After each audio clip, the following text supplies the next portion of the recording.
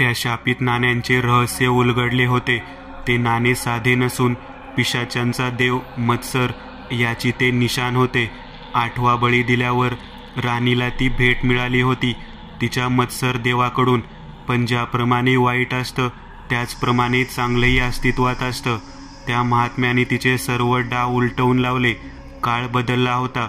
आता तिला थांबवायला इथे कोणीच नव्हते. आतापर्यंत जॉन त्या मुलाला शत्रू समजत होता, पण मुळात तो सुद्धा छलावा होता. एक ढाल होती. तो मुलगा सोमप्रद होता, राजा आरण्याचा पुत्र, आणि त्याच्या रूपाचा फायदा घेऊन ती सैरंद्री आतापर्यंत वावरत होती. मुळात ती तिच्या शेवटच्या बळीची वाट पाहत होती. जर त्यात ती सफल झाली तर चेटकिनीचं रूप तिला मिळणार होतं. पण तिचे ते रहस्य, तिचा हेतू आता आणखी दुसऱ्याला माहिती पडला होता, जॉनला. आपले हात त्या बॉक्सवरून हटवताच जॉन पूर्णपणे स्तब्ध झाला होता. त्याच्या दैवी देणगीने कितीतरी काळचा इतिहास, अभद्र इतिहास पाहिला होता. त्याला कळून चुकले की त्याचा पाला कित्येक शतकापासून काळाच्या खाली दडल्या गेलेल्या अदैवी शक्तीशी आहे. आपण ज्याला शत्रू समजत होतो, मुळात तो अस्तित्वातच नाही. आतापर्यंत आपण फक्त संभ्रमात होतो.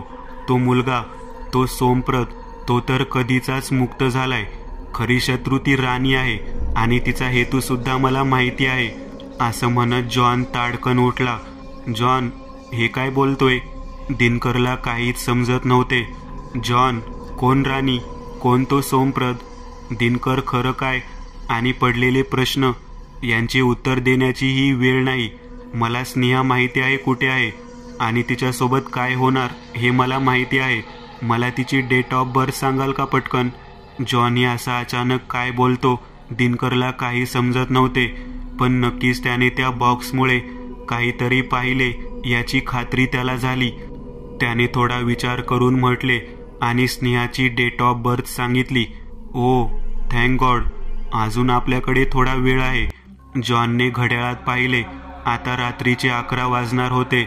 बहुधा स्नेहाचा जन्म पुढल्या दिवशी झाला असावा. हे सर्व करताना त्यांना पूर्ण दिवस लागला होता, त्यामुळे वेळेचे भान सुद्धा राहिले नव्हते. आपल्याकडे अजूनही 1 तास आहे तिला वाचवायला, जॉन म्हणाला. पण जॉन, स्नेहा ती आहे तरी कुठे? ती ठीक तर आहे ना? यस, ती ठीक आहे. बट आता घाई करावी, नाहीतर वेळ होईल. आतापर्यंत मी फक्त पाहिले, पण आता स्वतः तिथे जाण्याची वेळ आहे. देव आपल्याला मदत करो. हा बॉक्स आपल्याकडे असेपर्यंत ती स्नेहाला काही करणार नाही, पण तिला वाचवण्याकरिता हा बॉक्स तिला द्यावाच लागेल. त्याशिवाय आपल्याला स्नेहा मिळणार नाही, कारण त्या नाण्यात ती अडकली आहे. जर स्नेहा तिच्या ताब्यात नसती तर हे नाणे मी कधीचेच नष्ट केले असते. मला स्वतःला माहिती नाही की तिथे काय होणार. दुसरा पर्याय नाही. हा रिस्क मी स्वतः घेतोय. त्या अडगळीच्या खोलीत मी तिला थांबवले, पण जास्त वेळ नाही. तुम्ही इथेच थांबा. स्नेहाच्या हालचालीवर लक्ष ठेवा. जॉन उठला आणि त्या अडगळीच्या खोलीकडे जाऊ लागला. हातात तो नाण्याचा बॉक्स होता. त्याने त्या दरवाजाच्या हँडलला लावलेला पवित्र क्रॉस अजूनही तिथे होता. त्याने तो काढला आणि परत आपल्या गळ्यात घातला. तो क्रॉस त्याने डोळ्याला लावला आणि परमेश्वराचे नाव घेऊन अडगळीचे दार उघडले. अंग गोठावणारा थंडावा तिथे होताच. समोर ते कपाट बंद स्थितीत होते. आता जॉनने कपाटावर पाहिले. तिथे कोणीच नव्हते. त्याने 4ही कोपऱ्यात नजर फिरवली. पूर्ण भिंतीवर डोळ्यांची जळमटे होती. घरातील तुटलेले जुने सामान, वस्तू त्याला दिसत होते. अंधारात कोण कुठे लपून बसले असेल असे वाटत होते. जॉनने तो बॉक्स खाली ठेवला आणि समोर एक मेणबत्ती पेटवली. जॉन त्याने तो बॉक्स हातात घेत डोळे मिटले. आजूबाजूला त्याला सगळे शांत वाटत होते. डोळ्यावर त्या पिवळ्या प्रकाशाचे झोत कमी कमी होत होते आणि आता त्याला कुठेतरी शांत वाटत होते. शरीर हलके वाटत होते, जणू आत्मा शरीरातून निघाली असावी. जॉनने अलगद डोळे उघडले. हातात तो बॉक्स घेऊन गर्द अंधारात जॉन अपसाईड डाऊनच्या जगात उभा होता. असे जग, दुनिया जिला सीमा नव्हती काळाची. भूतकाळ, वर्तमान काळ, एका सोबत चालणारी दुनिया, अदैवी मृत शक्तीचे घर. त्याच्या समोर ते कपाट होते. एक चंद्रासारखा अंधुकसा उजेड त्यावर पडला होता. जॉन एक एक पाऊल टाकत त्या कपाटाकडे जात होता. आतापर्यंतचे सर्व प्रसंग त्याच्या मनात येत होते, त्यामुळे भीती दुगणीच होती. कुठे कोणी हात पकडून त्याला खोल अंधारात त्याला ओढत नेईल असे वाटत होते. अवकाशासारखा अंधार, तो संपतो कुठे याचा पत्ता त्या परमेश्वराला माहिती. त्याने त्या कपाटाचे दार उघडले. अंधारात कर आवाज करत ते उघडले. परत अंधार होताच छाती धडधड करत होती. त्याला आपल्या श्वास घेण्याचा आवाज स्पष्ट येत होता. त्याने तो बॉक्स पुढे केला आणि एकामागे एक लाईट लागावे असे धपधप करीत निळ्या फिक्या रंगाचे एक प्रकाश झोत समोर पडले. तो एक समोर रस्ता निर्माण झाला होता. तो त्या कपाटात शिरला. तो एक दरवाजा होता, बहुधा एका काळाचा. असेच कितीतरी दरवाजे या जगाला असावेत. त्या कपाटातून बाहेर येताच हवेत गारवा त्याला जाणवला, पण हा गारवा जास्तच वाटत होता. तो पुढे त्या प्रकाश झोतात चालत होता. तोच झटकन विजेच्या गतीने हसतच समोरून गेला. जॉनचा धापकन जीव उडाला. त्याने जिभेनेच त्याचे ओठ ओले केले आणि औंढा गिळत समोर चालत होता. आता त्याला मागून कुणीतरी चालत पळत गेल्याचा आवाज आला. त्याने मागे वळून पाहिले. तो अंधार त्याच्या नजरेसमोर होता. त्याने गळ्यातील क्रॉस एका हाताने धरला आणि डोळे मिटले. त्याने चेहरा समोर करताच जवळपास 3 जण त्याच्या समोर उभे होते. एखाद्या ट्रान्सपरंट निळा काचेसारखे पाणीदार त्यांचे शरीर होते. ते चेहरे शांत आणि डोळे गर्द खोल अंधारासारखे होते. त्यातील एक चेहरा जॉनच्या ओळखीचा होता, सुजाताचा. बाकी 2 चेहरे त्याच्या ओळखीचे नव्हते. ते होते डॉक्टर कामत आणि अण्णासाहेब तीर्थकर. ते सुद्धा या नाण्यांच्या शृंखलेत फसले होते. मृत असून सुद्धा ते एकसारखे त्याच्याकडे पाहत होते. जॉनला कळत नव्हते की नेमकं काय होत आहे, पण त्या नाण्याशी जुळले असल्यामुळे ते त्याला दिसत असावे किंवा त्याच्या मदतीला आले असावे. त्या दुनियेचे काही गूढ त्या दुनियेलाच माहिती. आता त्या तिघांनी हात अंधारात वर केला.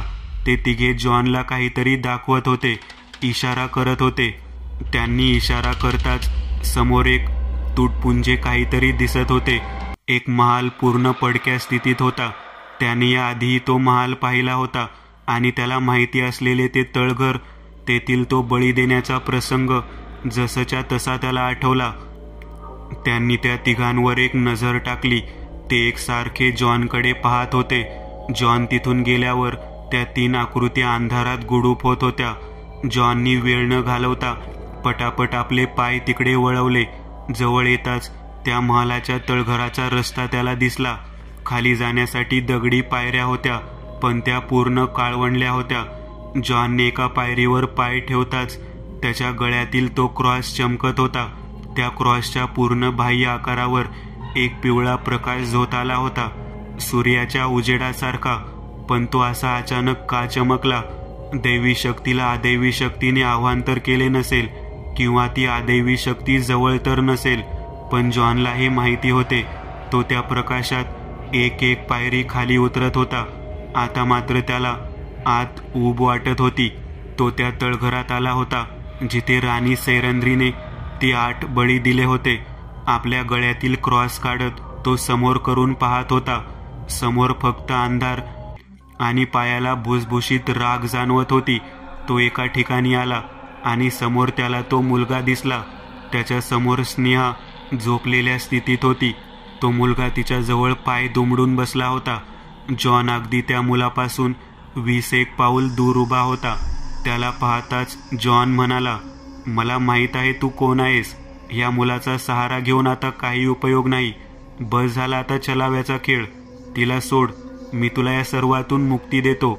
जॉनने असं बोलताच त्याने तो बॉक्स त्याच्या समोर ठेवला.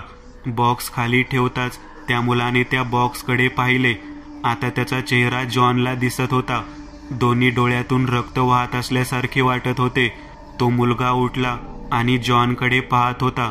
काहीशी वेगळी हालचाल तो करत होता, काहीसा कापत होता. ज्याप्रमाणे एखादा साप गिळलेली एखादी शिकार पुन्हा बाहेर काढतो, तशीच ती हालचाल. त्याचे तोंड, मान अर्ध्यातून एखाद्या कागदासारखे फाटत होते. त्याच्या तोंडातून 2 अणकुचीदार नख्याचे 2 काळे कुट्ट हात बाहेर येत होते. ती बाहेर येत होती तिच्या खऱ्या रूपात. तिचा तो जळका चेहरा, अंग बाहेर येत होते आणि ते मांजरीसारखे पिवळे डोळे दिसत होते. तो मुलाचा सापळा एखाद्या कातीसारखा विरून पडला होता. ती विद्रूप हसत होती. ती विद्रूप हसत होती. काहीसा घोगरा आवाज तिने केला आणि झापकन जॉनवर झडप घेतली. जॉनने गळ्यातील क्रॉस समोर धरला. ती ज्या गतीने आली त्याच गतीने मागे सरली. पूर्ण तळघरात तो ऊर्जेचा क्रॉस चमकत होता. पण जॉन अपसाईड डाऊनच्या जगात येथील धागेदोरे त्याच्या हातात नव्हते. ती पुन्हा सावध होऊन त्याच्या बॉक्सकडे पाहू लागली. बॉक्स थरथरत होता. जॉनला सांभाळणे कठीण जात होते आणि तो नाण्यांचा बॉक्स पकडण्याच्या नादात त्याच्या हातातून तो क्रॉस खाली पडला आणि बॉक्समधून निघालेल्या काळ्या हातांनी त्याच्या शरीरास पकडण्यास सुरुवात केली. एकामागे एक हात त्याच्या गळ्यांभोवती, पायांभोवती वेटोळे घालू लागले. पूर्ण अंग काळ्या हातांनी भरत होते आणि अजगराच्या वेटोळ्यासारखे त्याचे अंग कचत होते. अस्तित्वात सुद्धा जॉनचे अंग कचल्यासारखे त्याला वाटत होते. घेणारा श्वास थांबल्यासारखा त्याला वाटत होता. डोळ्यांना, तोंडाला त्या काळ्या हातांनी धरून ठेवले होते.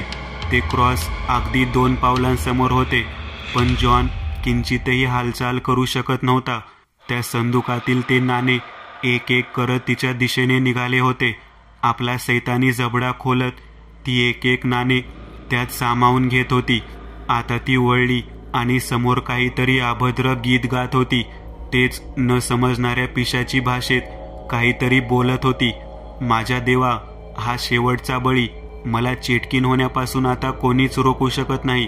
त्या अनंत अंधारातील तुमची दासी होण्यापासून मला कोणीच थांबवू शकत नाही. स्नेहा जागीच होती, पण एखाद्या वश झाल्याप्रमाणे ती पडून होती. डोळ्यावर एक प्रकारची पांढरी झडप होती. ती स्नेहाजवळ आली आणि काहीतरी गीत गुणगुणत तिचा चेहरा आपल्या मांडीवर घेतला. तिच्या डोक्यावरून हात फिरवला आणि हसतच जॉनकडे पाहत ते गीत गुणगुणत आपली पिशाची काळी जीभ बाहेर काढली, जी आधीच 2 भागात फाटली होती. आपल्या नखांनी तिने ती आणखीनच फाडली. नखावर काळे रक्त पडले. ती कशाची तरी वाट पाहत होती. बहुधा स्नेहाच्या जन्मदिनीची. तो क्षण यायचा होता, पण जवळच होता. जॉन जवळपास हरायलाच आला होता. क्षणोक्षणी श्वास गुदमरत होता. मृत्यूंच्या आठोळ्या पूर्ण शरीराला बांधून होत्या. फक्त एकच आशा समोर दिसत होती, प्रभूचे ते चिन्ह. तो क्रॉस अंधारात चमकत होता. कसेही करून फक्त त्याला तो हातात हवा होता. मग कुठे खेळ त्याच्या हातात येणार होता. पण अंग साथ देत नव्हते, किंचितही हालत नव्हते. तो आतून पूर्ण हरायलाच आला होता. तोच एक गोष्ट त्याला आठवली की तो फक्त या जगात पकडला गेलाय. अस्तित्वात मात्र तो अजूनही मुक्त आहे. त्याने आपले डोळे मिटले आणि स्वतःला शांत तो करत होता. पण अदैवी वेटोळ्यामुळे त्याचे मन एकाग्र होत नव्हते. तिचे ते अभद्र गीत त्याच्या कानावर पडत होते. त्याने परत एक वेळ ध्यान लावत आपले डोळे मिटले. तो स्वतःशीच म्हणत होता, जॉन, तू हे करू शकतो. तू केलंय. ही दैवी देणगी तुला अशीच मिळाली नाही. सहज कुणालाही मिळत नाही. आपले मन तो शांत करत होता. सगळा आवाज शांत होत होता. शरीरावर ताबा येत होता. अस्तित्वातील जॉन आणि त्या अपसाईड डाऊनमधील जॉनचे शरीर लिंक झाले होते. अस्तित्वात जॉन उठला आणि समोर चालू लागला आणि त्या काळ्या हातांनी जखडलेला जॉन सुद्धा हळूहळू चालू लागला. अस्तित्वात जॉनने समोरील त्या ऊर्जा देणाऱ्या ईश्वराच्या मिनमिनत्या मेणबत्तीला हातात घेतले आणि त्या अदैवी दुनियेत असलेल्या जॉनने सुद्धा ते परमेश्वराचे चिन्ह, ते पवित्र क्रॉस हातात घेतले. त्याने तसे करताच त्याच्या अंगाला असलेले ते काळे हात जळत विरून जात होते. जॉन पूर्णपणे मुक्त झाला होता. आता ती वेळ बहुधा आली होती. तिने तिचे नख स्नेहाच्या गळ्याला लावलेच होते. अस्तित्वातही स्नेहाच्या गळ्यातून हलकेसे रक्त निघत होते. जणू टाचणी टोचल्यासारखे तिच्या गळ्याला झाले. दिनकर फारच घाबरला होता. त्याला कल्पना आली होती की काहीतरी अनपेक्षित घडत आहे. जॉन आता मुक्त झाला होता. त्याने तो क्रॉस हातात घेत आपल्या डोळ्याला लावला आणि त्या परमेश्वराचे नाव घेऊन आत्मविश्वासाने तो क्रॉस त्या चेटकिनीच्या दिशेने जोराने भिरकावला. सर्वजणू थांबले होते.